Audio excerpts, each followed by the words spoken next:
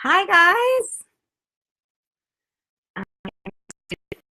all to pop on. Now I should be able to see everyone's questions. So I am excited. It's 5 o'clock on a Friday. Um, so I'm in my bed because I'm not at the office and upstairs is being occupied by my daughter. Hi everyone, let's talk. Hi Becky, I love you. By the way, I go live so much. With the other test groups, they'll tell you like I went live all the time, like to the point of exhaustion. And I love going live. I love seeing you all. But it's also like I know that there's so much content out there, and I also got to see like how much of the videos people watch, and I saw that not everyone finished all the videos, and I worry that going live too often would hinder people from thinking like they don't like from watching the videos.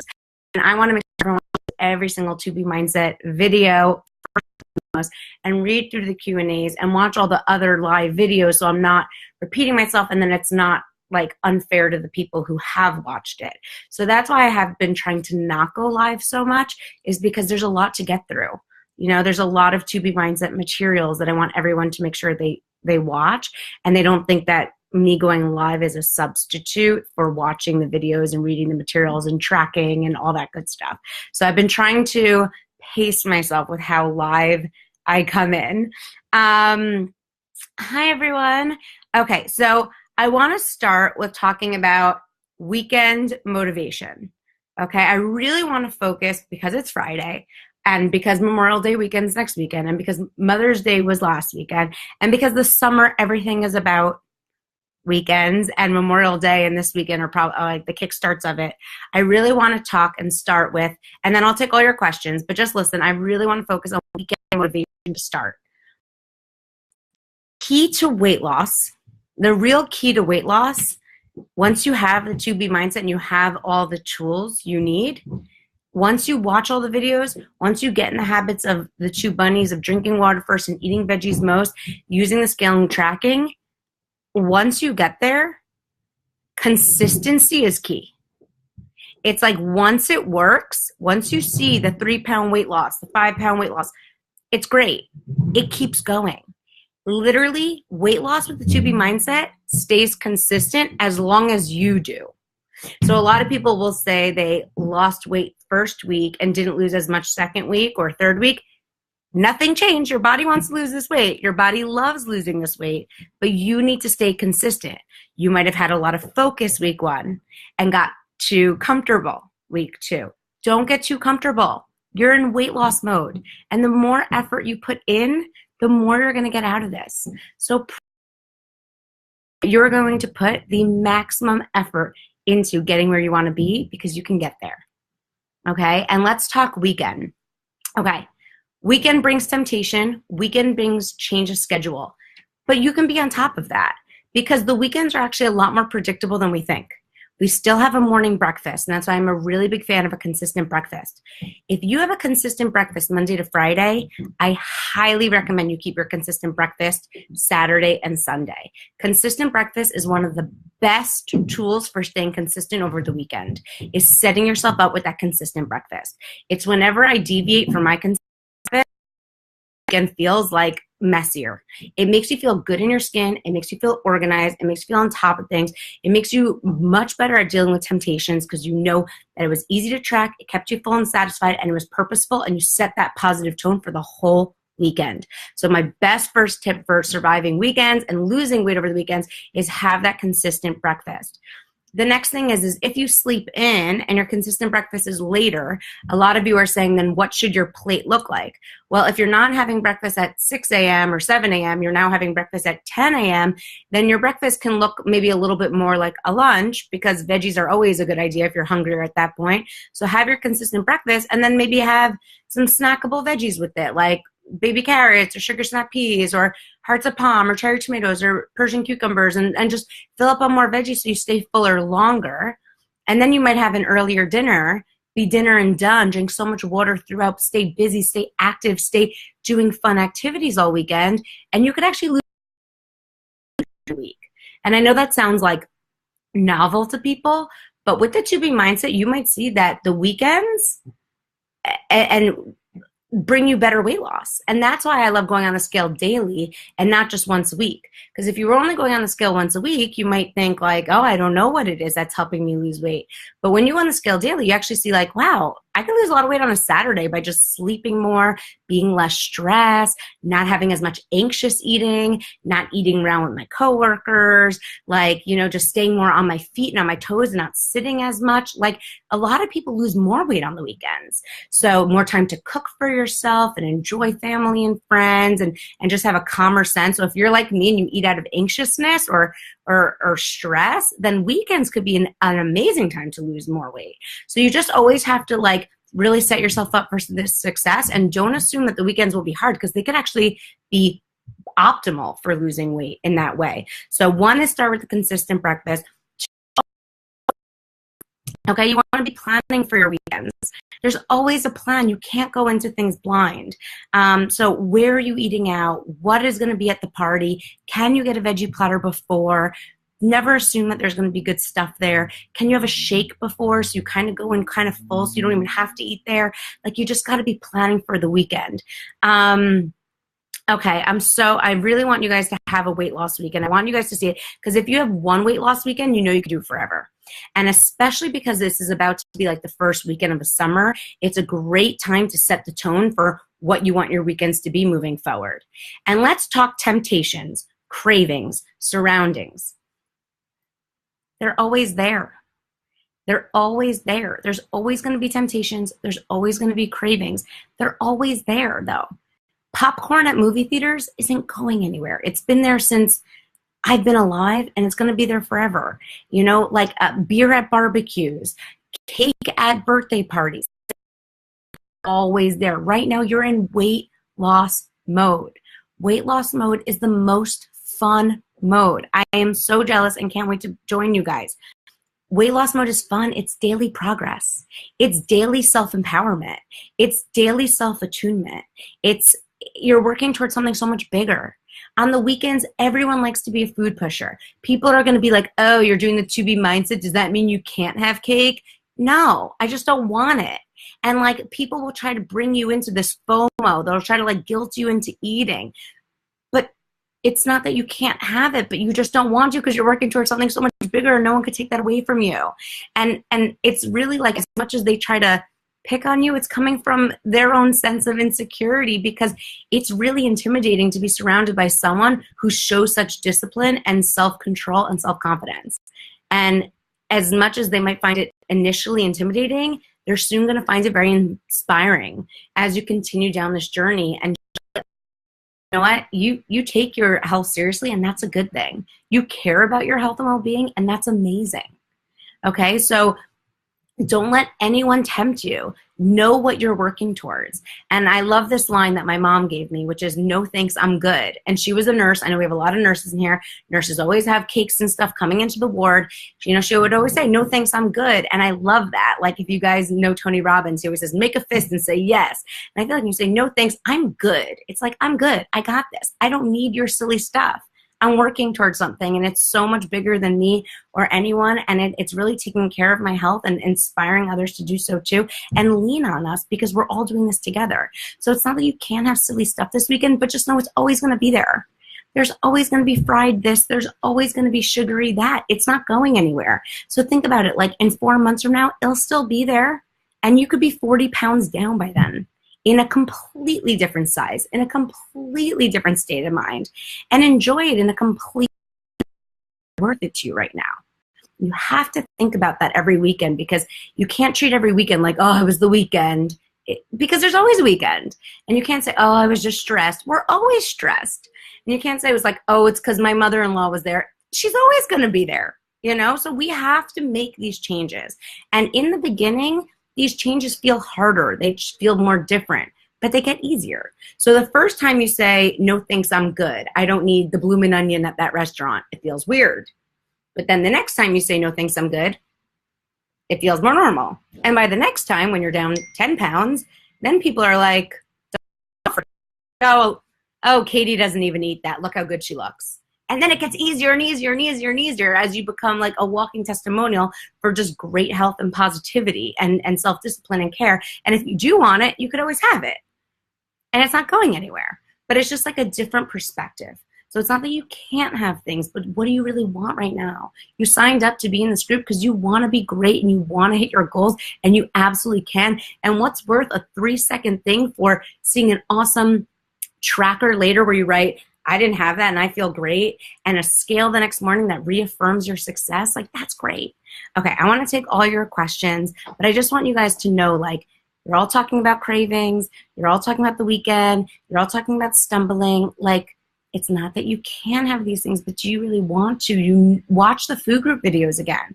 Watch Plate It again. Understand what you really want at these meals and see if you really want it. Okay, so, and you're all doing amazing. Okay, why is alcohol so bad? Alcohol is not so bad. But if you're seeing that it goes up on the scale. Okay, so let's talk alcohol. So alcohol, as I talk about in the carb video, everyone's different. Sometimes people have a glass of wine and they lose weight because wine calms them down. And if they hold a glass of wine at a party, they're not grabbing at silly things. And they can slowly sip their wine and enjoy it, and it calms them down and makes them not want to eat that much. Those people do great with wine or a vodka soda. Other people, when they have wine, it makes them want to drink more wine, and it actually stimulates an appetite. It makes them like not be able to stop eating and kind of have like the drunchies and like keep eating and eating and eating and feel silly and less thinking, and eat more salty foods and not track the foods, and then not sleep as well, so then not eat good the next day too. And that's a whole nother kind of person. I fall into both camps, so I get them both. So some people drink alcohol and they can lose weight the next day. Some people, alcohol just bloats them and makes them eat really poorly, and it doesn't work for them. And that's why you have to track and understand your best self and what works best for you. And that's why month 1 on the To Be mindset is learning.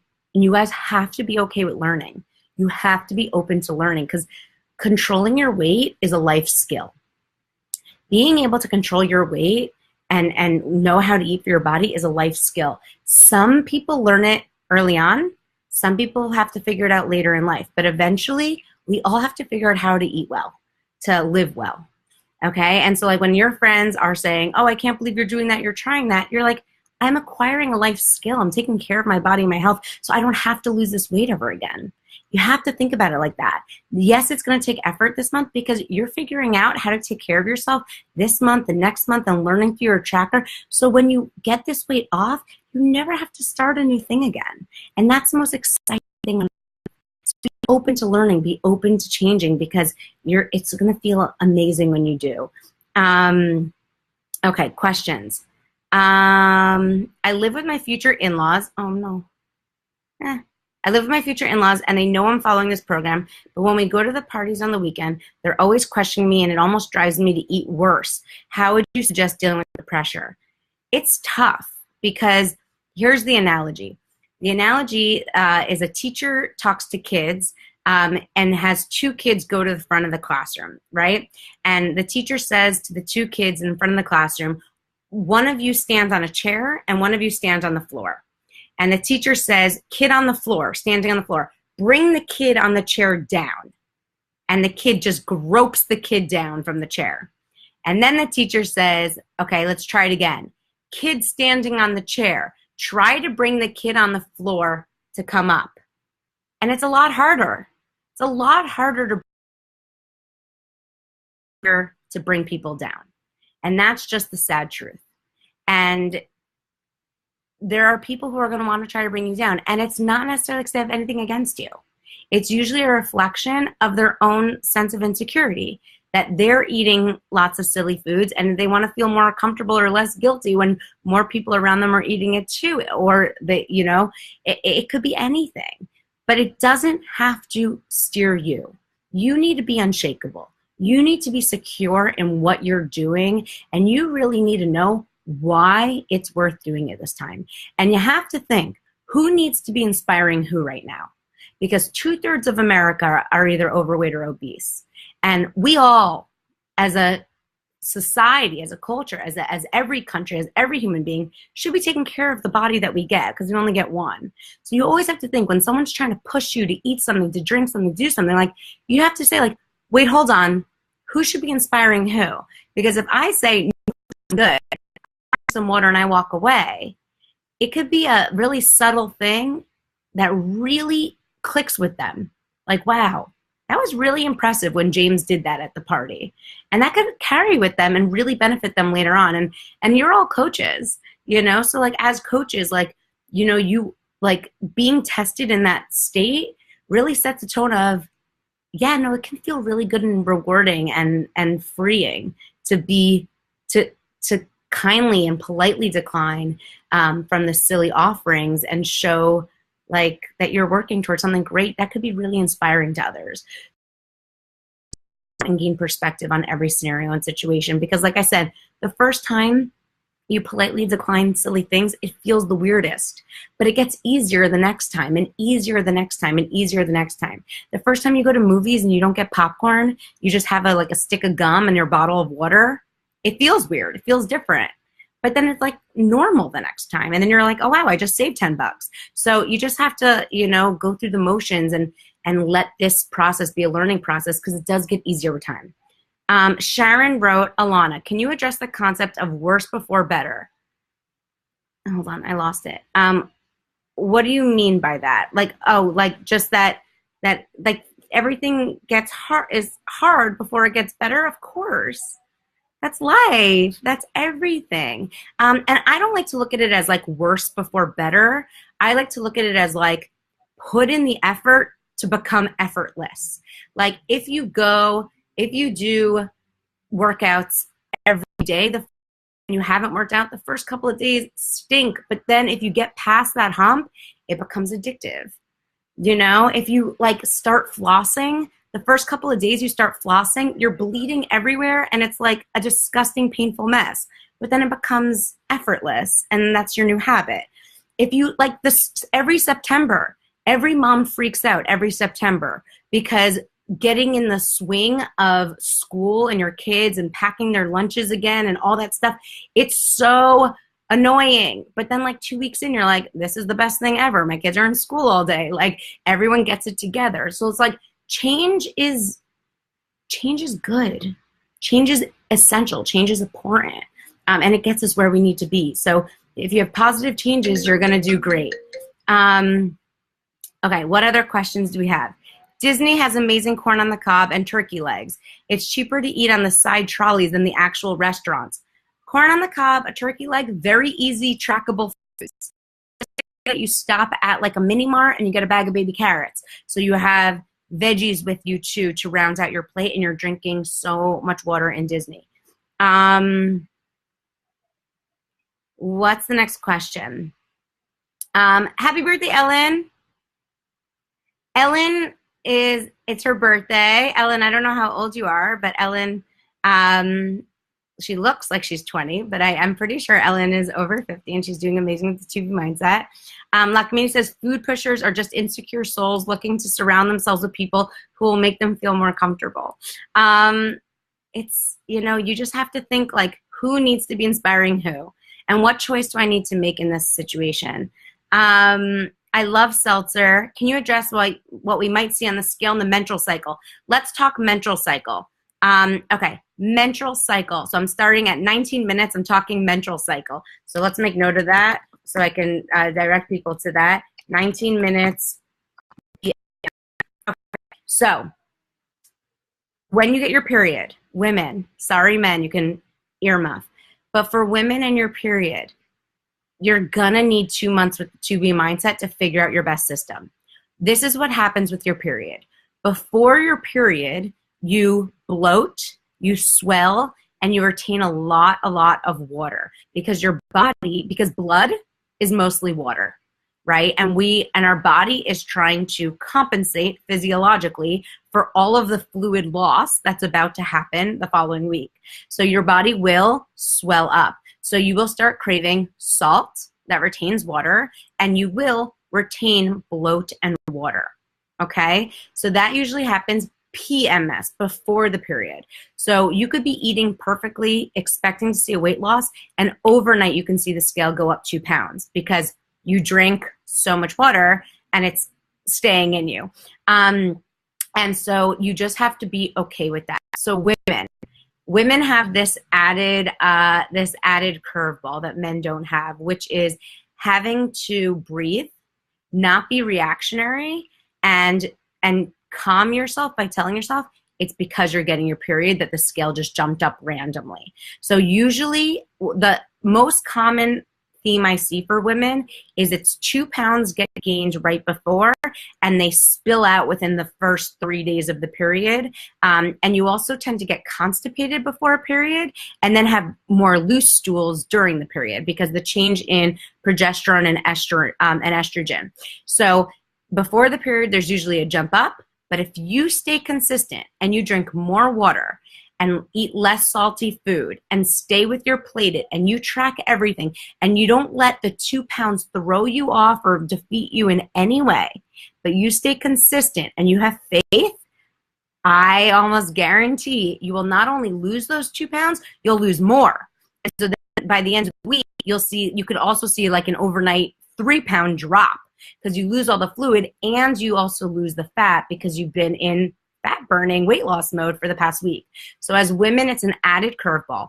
And by the way, every woman's different. Some women, it's always 5 pounds. Some women, it's always 1 pound. Some women stay the same and just like stay the same, and then see the drop at the end. So every woman's different. The average I see is 2 pound gain right before and a 2 pound loss by like the 3rd, 4th day. And then you can lose more. But every woman's different, so it just kind of takes like 2 months with the 2B mindset and figuring out what your cycle brings you, and then it's a lot more predictable. Okay, so that's my whole thing on PMS. What carbs do I suggest for gluten intolerant? Lori Bender Hicks asked what gluten-free carbs do I recommend? I was just asked this on Instagram. My favorite gluten-free FFC cereal is called Poop Like a Champion. Yes, I promise it's actually called Poop Like a Champion. It's on Amazon. And it's a gluten-free high-fiber cereal that you can use in Wonder Whips or something else. So it's called Poop Like a Champion. Other gluten-free FFCs, every fruit, every bean, bean-based pastas. If you watch the carb video, I literally don't think there's like any gluten in that whole video. Oats, you can get gluten-free. Slices of high-fiber bread, you can find gluten-free. I love the brand Be Free. So like doing this gluten-free is like beyond no problem. Okay, this is a great question. Lauren Viola asked, what do you do with a product like Flapjack's high-protein pancakes that are pancakes, but they're so high in protein? Okay, so a lot of you are asking how to read labels. So I want to talk about this. So in terms of reading labels, if you have something like Flapjack's pancakes, they usually have like 19 grams of protein, but they still have like 30 grams carbs. So there's protein in it and there's carbs in it. So there's no exact science. You don't have to make yourself crazy over it. You don't have to consider it one or the other. When it comes to Flapjack's pancakes, I kind of look at it as roughly a complete breakfast. It's just about equal in protein to FFCs. If you want to add a little bit more protein to it, you can scramble an egg with it to make sure you stay full and satisfied. But you don't have to look at it as like, I'm so confused. What do I do? How do I look at this? Just see if it's like and 30 grams of carbs, it's not too far off. They're pretty close, kind of about equal. And if you wanted to add an extra scrambled egg to like make sure that the protein was equal, you could totally do that. But would you have those pancakes and then add in a ton of chocolate chips and fruit? Well, probably not, because then it would probably steer, as much as it's saying high protein, it would then steer a lot heavier in carbs. So you just want to have that sensibility. Another product a lot of people keep asking me about is a Green Giant makes this lentil veggie pasta. So a lot of people are confused because it's called lentil veggie pasta. The first word is lentil. When you look at the ingredients, the first ingredient is lentil. Lentil is an FFC, and you can see from it that it is like the qualifications for for an FFC. It has some sprinkles of broccoli in it. Great. Extra credit, benefit. Always good to have more veggies. But it's usually a carb. There are a lot of cauliflower crust pizzas. Cauliflower is like the 10th ingredient. So when you look at a food product, the first ingredient is how much of it is in there. So Trader Joe's has a cauliflower crust pizza, and cauliflower is like one of the last ingredients. It's corn flour, cornstarch, like all of these starches, and then there's a pinch of cauliflower. It's much more treated as a carbohydrate than a veggie. So when in doubt, just try it, track it, and see. If you have the lentil pasta for dinner and the scale doesn't go down the next day, then you're like, okay, well, my body probably processed it more like a carb. Let me try it again for lunch. You'll try it again for lunch. Maybe you'll lose weight, and then you'll realize it could worse for lunch. So I know you guys have a lot of questions about what's this product and what's this product? Is this an FFC? Is this a veggie? Just know you can always try it, track it, and see, and you're always learning. And everyone's body is different. So, you might respond to things differently. I tend to be very sensitive to carbs at night. So if I have carbs at dinner, the scale will always go up. And some people, like if it were a veggie lentil pasta, and it wasn't a lot, and there's still a lot of veggies there, maybe they wouldn't. So you really have to try it, track it, and see, because we're all going to have different things like that. Laura Lichtenhauer Smith said cauliflower foods has the best cauliflower crust pizza. Agreed, because that one is mostly cauliflower. Okay. Ashley said, how do you drink water when you're traveling all day and meetings and you have to pee every 20 minutes? You do get used to peeing. You get used to knowing your bathrooms. Also, just pee. Just excuse yourself to pee. There are studies that show that it's really healthy to get up about every 30 minutes and stretch your legs. So peeing every 30 minutes is also a good time to just have that clarity. It's been shown effective, and I can pull the studies, but shown to boost creativity and focus if you have a desk job and so it's all good. Taking a 2-minute break from your desk to go to the bathroom, and you get used to it, and your bladder will get used to it too. Misty, I love you. Yes, there is a recipe of Greek yogurt bread that people are using now. It's a cool recipe. It's half Greek yogurt, half high fiber, whole wheat flour, I think it is. But they're these Greek yogurt bagels. You can Google it. There's a recipe developer named The Skinny Taste, skinnytaste.com. She has a lot of recipes for these, what she calls Greek yogurt bagels. They're to one. So if you had that with if you had that as your breakfast, you could totally have that as a bagel. You could smear on a little quarter of an avocado, maybe top it with some sliced tomato and onion. It sounds delicious. That could be a great breakfast. So because the Greek yogurt is so high in protein. But when you do cook protein, like Greek yogurt, though, it can alter the protein a little bit, but that's fine. Okay, what? Christy, nervous about getting on the scale every day. You have issues with the scale. It makes you nervous. Christy, I really recommend watching the video that I filmed with Lara that's in the Success Group Guide. So make sure you watch that video and then post in the group in the scale thread if you took anything away from that.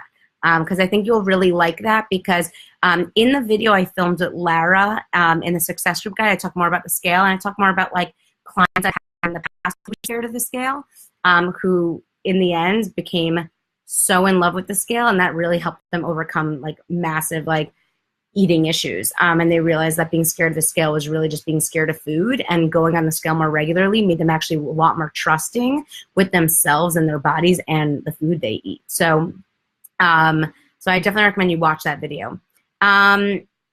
Giovanna said, is not eating enough possible to hinder your weight loss? If not eating enough of the right things.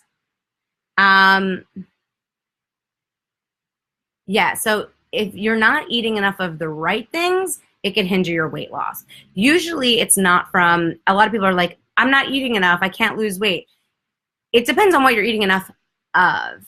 If you're not eating enough veggies, sure, it could be possible that you're not losing weight. If you're not eating enough protein, which helps to rev up metabolism, it's possible that you're not eating enough to lose weight. But not eating enough because all you're eating is like a handful of crackers here and a handful of nuts here and a handful of dried fruit here, and you're getting through the day feeling hungry because you're never like really full and you're filling up on like really dense foods, it's possible. So it's not you can eat more and weigh less. So you just want to be eating more of the right things. I don't recommend a specific scale. I just have a $25 scale from Amazon. That was the best rated one. I know a lot of people have fancy scales. I don't recommend scales that are like so obsessed with body fat percentage and things like that, because body fat percentage on scales is really inaccurate. If you have a bathroom scale and it's telling you your body fat percentage, it's likely very inaccurate. To get actual body fat percentage accurate, you have to do like underwater biomedical impedance that you have at like certain universities. When you do it on a scale, it sends a beam from one foot to the other. It's usually assessing your body fat in the lower half of your body. If you go to a gym, you have a handheld body fat system. It sends a beam from one hand to the other. It basically approximates your body fat percentage by how fast this electric current goes through your system, based on the fact that muscle and fat have different rates that the current would go through. It's very, very not 100% accurate. Like it's really a guesstimate. The faulty rates are really high, and I find that people like get really distracted by those numbers when they aren't really so accurate. Whereas the scale and measuring your body weight, overall body weight, is a lot more accurate if you have a decent scale. So I recommend, like, if you have a body fat percentage, you like glance at it, but like ultimately, if you're losing weight on the scale, you're losing fat also. So if you're losing weight, you're also losing fat because you're eating protein at every meal, you're sustaining your muscle mass, you're in good health, you're not like, thank God, I don't think anyone here is like crippled in a hospital where they would be like having muscle wasting. So like if you're losing weight on the scale, you're losing fat as well. Your clothes will start getting big on you. You're going to feel amazing, and you're going to be in optimal fat burning mode the way the 2B mindset was designed. So you don't have to like get too overwhelmed by the body fat percentages or all those fancy things, because it doesn't have to be. I find that I can move the scale from one area to the bathroom to another and the weight changes. Yeah, you want the scale to be on a flat surface. So if your scale is in between two tiles, it's going to be inaccurate. If you have tiles that are curved, it's not going to be right. So you want to make sure that your scale is on a flat stone or wood. You can absolutely go back to your high school weight, Tammy. Tammy, go back to your high school weight. Me, I would cry for days if I was back to my high school weight. I weigh less 9 months pregnant than I did in high school because I was really big in high school. So I don't want to go back to my high school weight. But if you do, then you absolutely can. Can we have 2 snacks a day? Listen, Sheena asked, can you have 2 snacks a day? At the end of the day, the best answer for your questions is try it, track it, and see. That's always going to be the best answer. Try it, track it, and see. But you have to ask yourself why you need that second snack. And is it habit or is it hunger? Time pass, or is it because you're actually hungry? And so you always have to ask yourself, like, if I'm not hungry, why am I eating? And if I am hungry, what should I be eating? Okay, so it's not that you can't have it, but you should be going about it with the more sure model. Start with a lot of water first and make sure you're eating a lot of veggies most, and really ask yourself what it's about.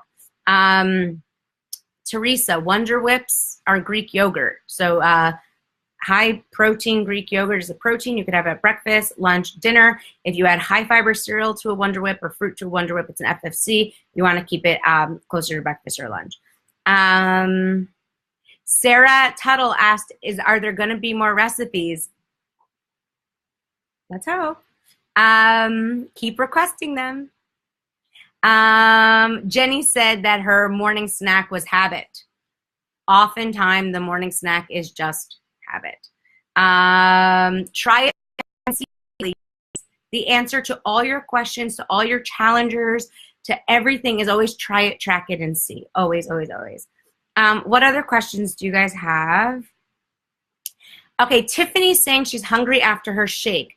If you're hungry after your shake, you might want to beef up your shake.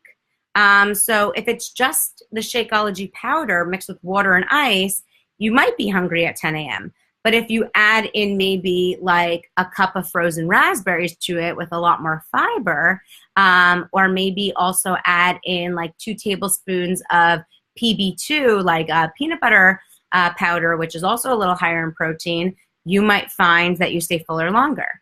Or maybe you use like 4 ounces of like coconut milk, and that might add a little richness that keeps you fuller longer. So again, first month is learning. The first couple of weeks are learning. It's figuring out. Never make your breakfast a little bit more so you don't have that mid-morning snack or temptation. Never be scared to add more veggies and more protein to your dinner to make it easier for you to be dinner and done. Don't be afraid of having bigger meals.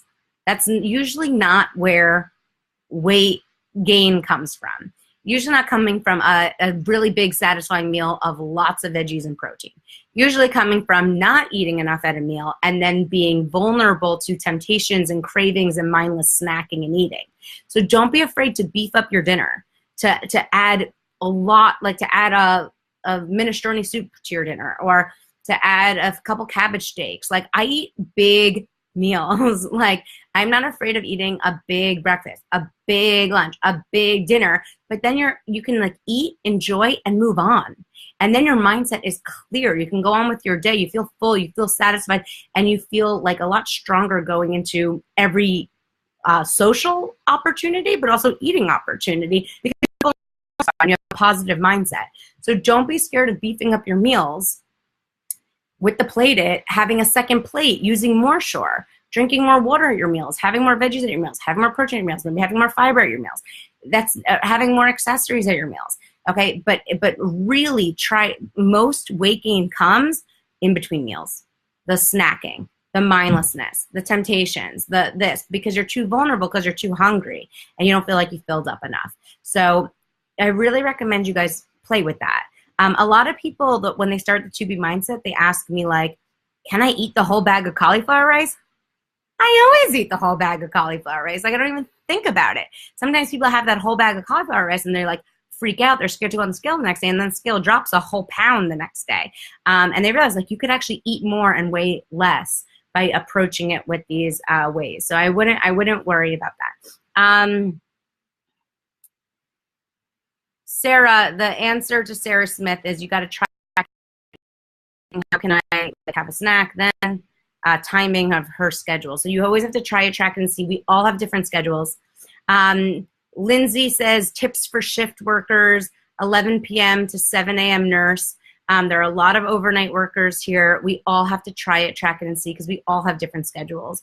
There's no one in this group who has the same life or same schedule or same anything. So I just recommend if you are a night shift worker, don't go on the scale unless you've had like 10 hours of not eating or drinking. You want to go on the scale after you have not eaten or drank for 10 hours. That's why we want to like be dinner and done and then go on like end dinner maybe around 7 or whatever, and then you go, or 7 or 8, whatever it is, and then you go on the scale like 7, 6, whatever it is. So I just recommend if you're a night shift worker and your dinner was at 4 a.m. or whatever, like don't go on the scale at 7 a.m. when you get off shift necessarily. Like you want to give yourself, like have your nap, pretend like it was as if it was a normal day, and go on the scale after it's been time without eating or drinking the way we're all doing it, because that's what your real accurate dry weight. So Wayne Howe is also an overnight worker. So you just have to adjust your schedules, which you guys should be used to doing because your lunch breaks are usually in the middle of the day and stuff like that. So you just have to adjust it, track it, and put your times in your tracker. Sherry said she's not hungry first thing in the morning, especially after drinking so much water first. So she gets up at 6:45 and she doesn't eat until 9:45. Oh no, at 6:45 you do have a breakfast. You could wait. You don't have to force yourselves to eat if you're not hungry. So you don't have to, like, if you're not hungry, when you first get up, that's fine. Someone asked in the message boards, like, they are not hungry in the morning. They usually don't get hungry till 11, and they usually only have like 2 meals a day. So what should they do? So I said at 11, have a lunch plate instead of a breakfast plate, meaning have breakfast plus lots of veggies because you're probably hungry at that point. And then dinner, stick to your dinner plate and maybe have a snack in between. You never have to force yourself to eat. If you're not hungry, you don't have to force yourself to eat, but you do want to make sure you don't get too hungry and you're unprepared that you make bad choices. So you always want to have some sort of system. If you wake up in the morning, you're drinking lots of water and you don't feel like you want to eat right away, then you can have your breakfast 2 hours later if that works better for your schedule. We're all different. But just make sure you try it, you track it, you see it. That's why it doesn't matter how much weight you lose month 1 because you will likely lose more weight month 2. So don't be frustrated if you didn't lose as much as you wanted to so far because you will very likely lose more weight next month. That's how the 2B mindset works. You lose more weight with time as you figure out your best schedule. If you're a night shift worker, what to do with those temptations and in-laws and friends who keep pushing you. Once you figure it out, once you have those first instances where you say, no, thanks, I'm good, and you set up those new habits, it gets easier to stick with. So just know, like, weight loss gets easier and more fun with time. The first few weeks are the most challenging because you're changing your habits. You're so used to eating 7 times a day and just grabbing the stuff in the candy dishes and not being aware of it. And now you're like asking yourself, Dinteo, do I need this opportunity? That's a difference. I want to drink water first. That's a difference. Let me pull these veggies out of my bag. That's a change. Let me track it. That's a change. Let me go on the scale and I say, once you practice them more and more, they become effortless. They become your lifestyle and it becomes so easy to keep losing weight and keep it off. So you just have to, like, really just kind of get that. Jennifer is saying she's starving at 1. I really don't like the word starving. So let me talk about this for a second because you guys keep writing this word. I'm really not a fan of the word starving. I take it, it really bothers me. And I hope you guys just all listen to this and stop writing questions for now. But, like, the word starving is really insensitive. And thankfully, if we're all in this group right now, we're very likely not starving. The word, people die of starvation, and it is inherently a panic word. The second you say I'm starving, you feel panicked because people die of starvation. So if you say I'm starving, it makes you panicked. If you eat, panic. Okay, and we always have to take a deep breath. So I'll do it together. And every time you think I'm starving, I want you to replace it with I'm okay. I'm just hungry. Your kids, your spouse, your friends. Anytime anyone says I'm starving, take a deep breath and just say, I'm okay. I'm hungry. What do I want that would nourish my body right now? This is a really important message I want you all to really swallow and consume and understand, because when people say I'm starving, it creates reactionary behavior to think you need to eat the next thing in sight. If you say I'm starving, it's like, I'm starving, I need to eat that chocolate. I'm starving, I need to eat those chips. You don't. You're hungry. And you can go, not recommended, but we can go weeks without food. So you can always go 5 more minutes. Tell yourself, I'm okay. I'm really hungry right now. What should I eat to nourish my body? Let me start with water first. The second you think you're starving and you drink 16 ounces of water, you immediately can feel calmer. And then you can think, okay, let's think more short model. What do I really need right now? So a lot of people in the group are saying, like, I'm breastfeeding, I feel starving at 2 in the morning. That's usually exhaustion, because being really tired can confuse ourselves with hunger. So anytime you're feeling starving at 2 a.m., it's a mix of a lot of things. It's usually exhaustion. mixed with maybe dehydration because we sweat a lot in our sleep, mixed with maybe you didn't have a big enough dinner. So what would you need at that point to deal with it? Well, let me drink a lot of water. Let me like go upstairs and have some maybe leftover cauliflower rice from dinner, you know, and let me try to go back to bed. If you need a string cheese because you want some protein, fine. But just make sure you track it. And you're not starving, you're like a bear and you end up in your pantry with fistfuls of popcorn in your mouth, which you don't need. Okay, so it's really, I feel really strongly about really obliterating the word starving from our vocabulary. We are actually living in one of the first times in history where we have a bigger obesity issue than a starvation issue. This is like one of the first times in history for this to happen, that more people are overweight than are underweight. And yet more people use the word starving now than ever. And so I really, really, really feel strongly about this. I really just take a deep breath and just replace I'm starving with I'm okay. Because a lot of times and think about what makes you feel starving. Not sleeping, stressing, not eating big enough meals, not having enough protein at your meals, different exercises.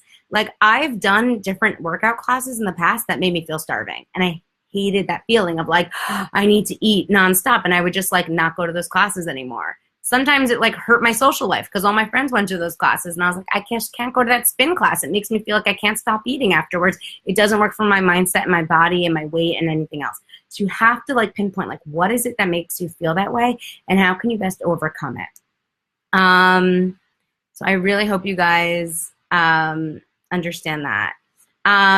Elizabeth, you're pregnant. Pregnancy also can make you feel like a bottomless pit sometimes.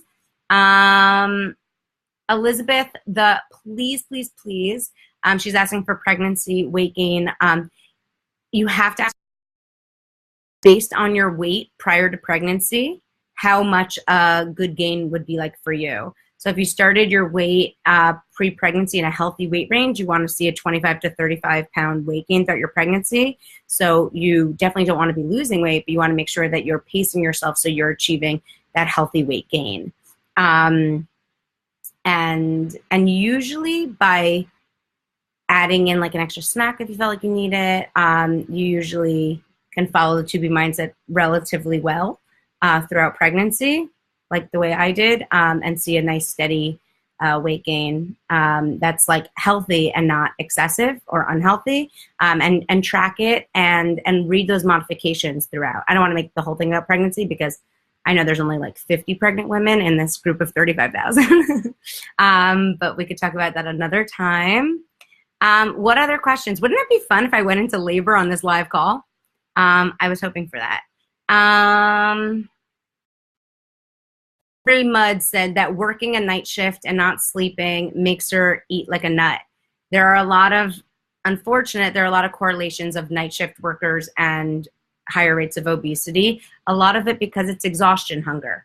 So it's not that you can't lose weight while working night shifts or when you're breastfeeding at night or when you're not sleeping at night, but you have to have a greater sense of I'm just really tired and I just need to drink water and get through the shift, and get back to bed. So it's not that we all have different struggles and different scenarios, but you just have to be like on top of them.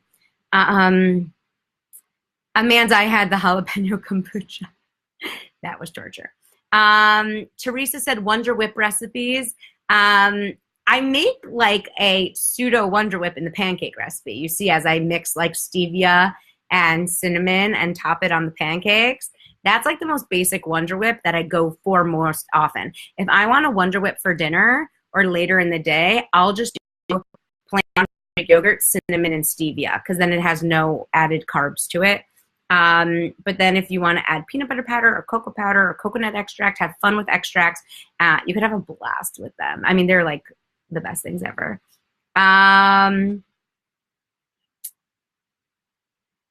Jennifer, you are allowed to say starving. You're allowed to say it, but just really think about what that word means. Like it's a very strong word. It's a very strong word. And if you ate in the past 48 hours, we're likely not starving. So it's, it's just like it, you know, if you had breakfast that morning, like a lot of times people will be like, I'm starving. And I'm like, did you have breakfast this morning? Like, yeah, but I haven't eaten in like 3 hours. I'm like, I mean, it's just, then you're hungry, you know, you're hungry. And that's okay. Like we could be hungry, but you know, that's how I feel about the word. Maybe it's because like I've done volunteer efforts and people who are actually starving, and so like it hits a different chord with me. But I also just worked with a lot of people, and I hear the food consequences and the eating consequences when the word is used. So I see people say like, I'm starving coming off of an airplane, so I got a brownie at Starbucks. It's like, they also have bananas. You know what I mean? It just like kind of makes you not think. And so I just find it to be a very unproductive word. If you're trying to lose weight and you have fat in your body, that like can convert to energy stores if you needed it. Okay, so Connie says she has an Italian wedding tomorrow. There will be a 5-course meal.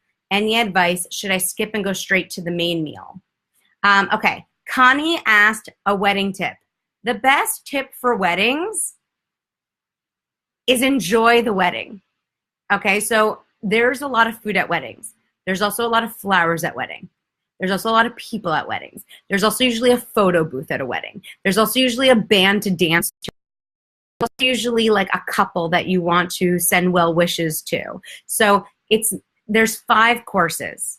That's probably 3 to 5 times more food than you probably need or want to have at a meal. So it's not that you shouldn't eat at the dinner, but do you need to eat and clear all 5 plates? Probably not. And the best thing to do is maybe do every other, dance throughout one, hold a tea during one, or maybe just don't finish your plates at all of them. I like to go into weddings after I like had maybe a Shakeology mixed with like cauliflower rice. So I kind of go into a wedding like full, so I don't feel like I'm spending the whole wedding like with my face in the plate. I feel like I can look up and be social and maybe try the food, but not feel like I need to eat everything there to feel full and satisfied, because I do like to eat to feel full and satisfied. So I maybe recommend having like a quick vegetable omelet before, or like a Shakeology with a lot of greens in it. So like you kind of go into the wedding not feeling like dependent on the wedding to maybe get full. And you can maybe like be more like choosy about tasting the food that really appeals to you, and spend most of the wedding looking up, you know, not down at the food, but like, you know, enjoying the company, enjoying the couple, enjoying the music and everything else. Cora, you're down 6 pounds. That's awesome. Am I on this live too long? Do you guys want me to get off? I mean, I'm pretty comfortable. It's hard to move me these days. Katie, yes, frozen cauliflower rice in the Shakeology is an amazing tip. Instead of using ice in your Shakeology, you can use a cup of cauliflower rice in your Shakeology. It makes it creamy. It actually just makes it creamy, and it helps keep you fuller longer. So I really like that. I keep like bags of frozen cauliflower rice in my freezer. I don't always do it, but on mornings I'm feeling hungrier, or that I know I'm going to be eating lunch later, like I'll definitely use cauliflower rice in my Shakeology instead of ice. Jenna says she gets shaky, jittery when she's hungry. So maybe make your meals bigger. Maybe add a little more protein to your meal so you stay fuller longer. Make sure that you're getting higher fiber, lower sugar FFCs, so that it gives you that steady energy. Because if you're having a sillier carb, you might get jittery when you get too hungry. But if you're having a high fiber carbohydrate, it should steady your blood sugar levels so you aren't feeling as jittery.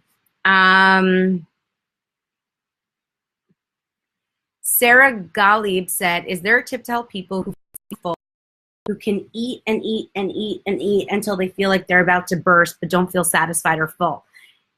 I eat a lot. That's why I created the More Sure model. Because it's like when you feel like you could just keep eating, you just go through the More Sure model, Sarah. But if it comes to the point where you're eating so beyond water and veggies and you're just like a bottomless pit and you know, having an all-out binge fest, you gotta ask yourself what you're trying to fill, because it's probably not hunger. It's probably something emotional. And that's why I really recommend you watch the emotional eating video and see like, what is this hole in me that I'm trying to fill? Because after that amount of food, I should be full. Especially because I ate veggies to get full, water to help fill me up, protein to stay full. So what am I keep going for and why? And it's usually a deeper, more psychological thing, likely than necessarily a physiological thing. Guys, I'm sorry, my back is starting to hurt. Oh goodness. So let me take a few more questions. Okay, so Ashley said, should we keep the FFCs at 150 calories at lunch like we do at breakfast, or cut them in half? The answer is try it, track it, and see. When I say you want your carbs to be about 150 calories a serving, that's because they sell bran muffins that are 600 calories a bran muffin, which is silly. So it doesn't mean that you can't have 2 slices of bread, you know, but you just want to try it, track it, and see, because everyone's different. Some people, it's 1 slice of bread that works for them. Some people, it's 2. Some people gain weight when they have 2. Some people lose weight when they have 2, because it gives them better energy throughout the day, and they eat better throughout the day. So everyone has to try it, track it, and see. We're all different, and you have to realize, like, we're acquiring a life skill of, like, how to eat well and control. I always use the analogy of walking. Some kids learn how to walk at 6 months, some kids learn how to walk at 8 months, and some kids learn how to walk at 18 months. But at the end of the day, do we all know how to walk? It's a life skill. Everyone has to figure out how to walk. Everyone has to figure out how to eat to control their weight. Some people get it down younger, some get it down older. We're all getting it now. And it's literally a life skill. And when you learn how to control your weight with the 2B mindset, and you know what happens when you drink alcohol, and you know what happens when you have this meat, and you know what meals really work for you that make you feel satisfied, and you know when it's worth it to have that and not have that, and you know, like, how to, like, go to the grocery store and what things you like to keep in your fridge and always in stock to help you, and you know how to approach weddings, and you figure all this out through experience in the next few months, you'll lose all this weight and you'll never have to do it again. And then all these friends who are tempting you along the way and trying to pull you to eat these things and trying to be silly with them, they're going to be asking you for your guidance and support. Again, do not fall for temptations or people in FOMO trying to get you to eat things, because you're setting a new standard that they're going to want to be a part of. Okay? So be a leader, not a follower. This is your weekend to shine. This is your weekend to take control. This is your weekend to take that first step into getting where you want to be. And I really encourage you to take it. It's not necessarily easy the first 2-3 weeks, but it's worth it. And it gets easier with time. So you've just got to commit to it. You've got to track everything down. When your friends offer you beer and cake and all this stuff this weekend, just tell yourself it's always going to be there. I want to be a couple ounces by tomorrow. Non-negotiable. You want daily progress. You want a weight loss weekend, and you can do it. And this is just one weekend out of hundreds and hundreds and hundreds of weekends this summer and that fall and the winter and beyond. And there's always alcohol, and there's always sweets, and there's always fried food, and there's always all of this stuff. It's not going anywhere. You're going to have it in 4 months. You're going to have it in 5 months. You're going to have it in 10 years. But now you're in weight loss mode. Enjoy weight loss mode. Nothing is more fun than weight loss mode. You guys just all be ready. When I hopefully give birth this weekend, which I'm really praying for, when I'm in weight loss mode, I am like, nothing stops me. Nothing's going to stop me. Weight loss mode is fun.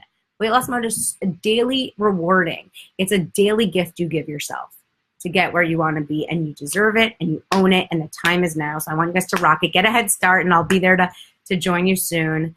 All right. Someone asked about the beach bars for snack. I addressed that on a previous live call. I love you, Jamie. What I want most is weight loss. Yes, crave weight loss. For every person in this group who keeps asking about cravings, crave weight loss. When you crave weight loss, another French fry, when you've had 5 million French fries in your life, doesn't mean anything, because weight loss is a strong, powerful craving that feels so good, and those smaller clothes feel so good, and not having chub rub this summer feels so good, and not being as sweaty, and having your doctor hug you and tell you your labs are better, and having people start complimenting you. Like, oh my God, it's like health and weight loss is the gift that keeps on giving. I promise you. It makes life easier. It makes life fresher. It makes you brighter. It makes you more energetic. It's better on your joints. It's better on your back. It's better. You signed up for this because you understand how beneficial it can be to drop the next 10 pounds. And you really can't say that about just another treat or sweet that you've had. Crave weight loss right now. It's yummy. It is yummy. It is satisfying. It is delicious. Enjoy it, bask in it, indulge in it because you're worth it. All right. I love you guys so much. I'm going to pray that I have a baby so I can see you all at Summit, because the sooner this baby comes out, the better my chances of going to Summit. All right. I love you guys so much. Mwah! Have the best weekend.